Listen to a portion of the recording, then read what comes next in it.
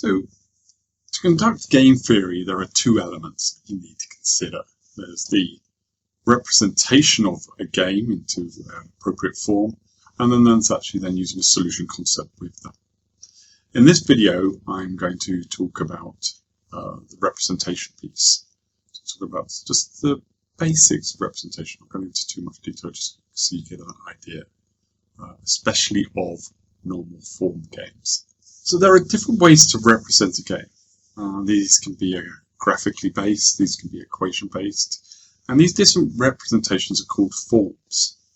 Now the type of form that you use is really going to depend on the mechanisms of the game, what kind of game you're looking at. Okay, and different games have different features, and those features really help determine what form we want to use. So obviously these forms have been developed with these features in mind.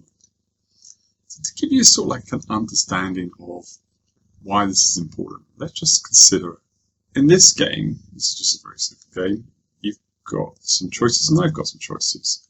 I'm going to write either up or down, and you're going to be right, left or right.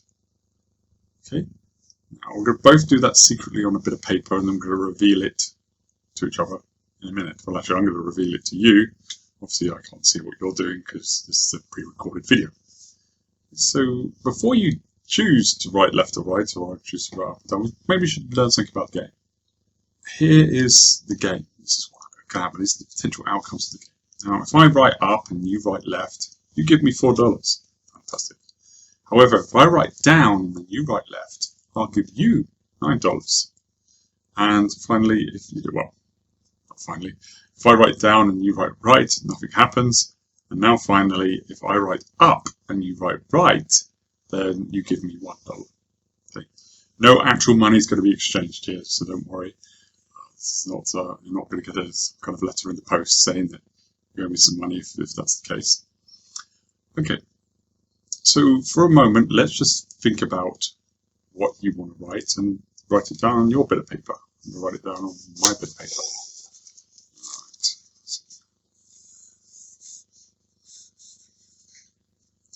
Right. So I've written mine. I'll show you my outcome. I wrote up. I'm always going to write up. Why?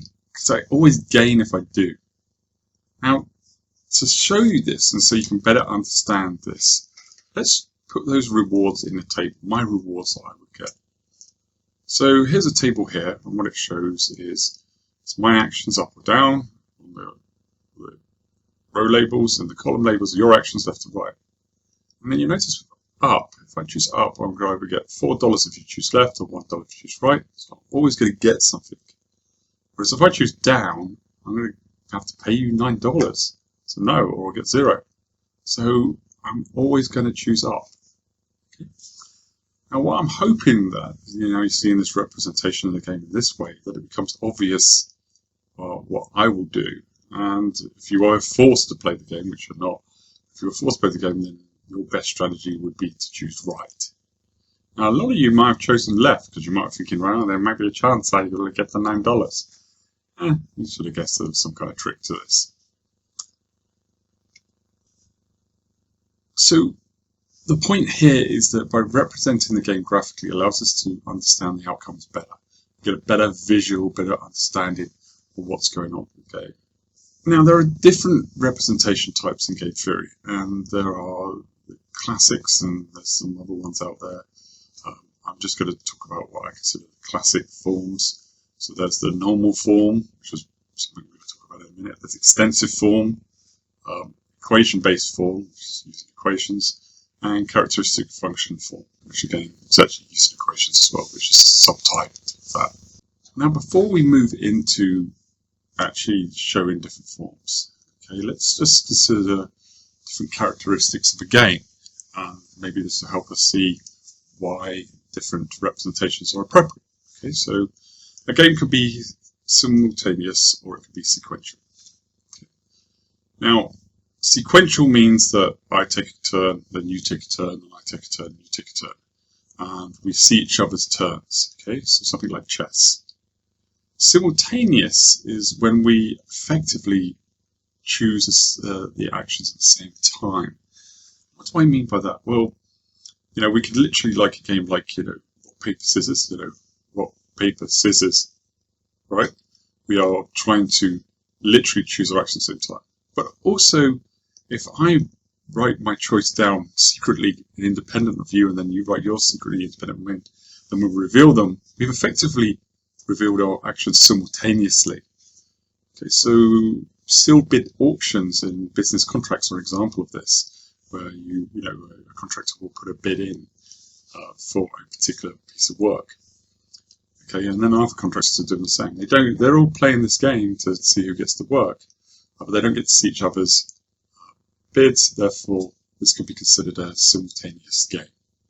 And for sequential games, extensive form is one of the forms that we can use. It's the tree-like structure, or a tree on its side structure, where we can represent the decisions by squares and the actual actions, possible actions you can take by different arcs, or different arrows. You'll see in this case here, there's my decision, which is up or down, and then your decision, which is left or right.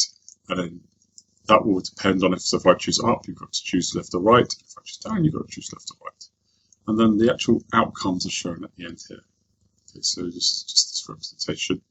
This is how much I would get. So if I chose up, you chose left, I would get $4, and then of course you would lose $4 because you have to give me $4. Now, one of the more powerful representations, or the most common representations, is the normal form, which we've already seen, which is a little bit off with the tabular form we saw earlier.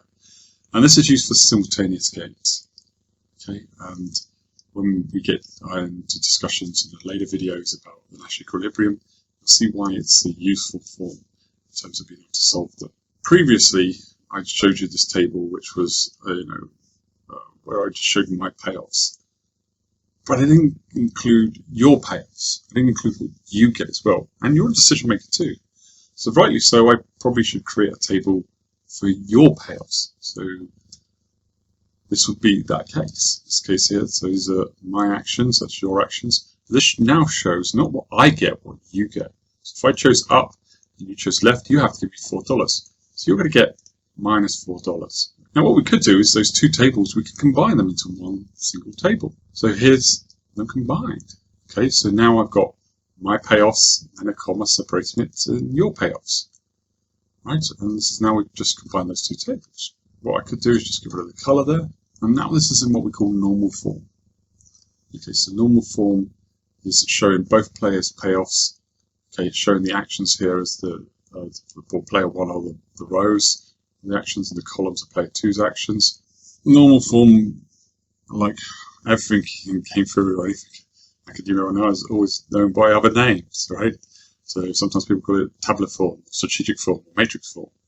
Okay, honestly, normal form is the most common I've seen in the current dates. I would argue that this is the most common form in the application of game theory. In most textbooks, you will see it, game theory, or the application of game theory will be littered with normal form examples.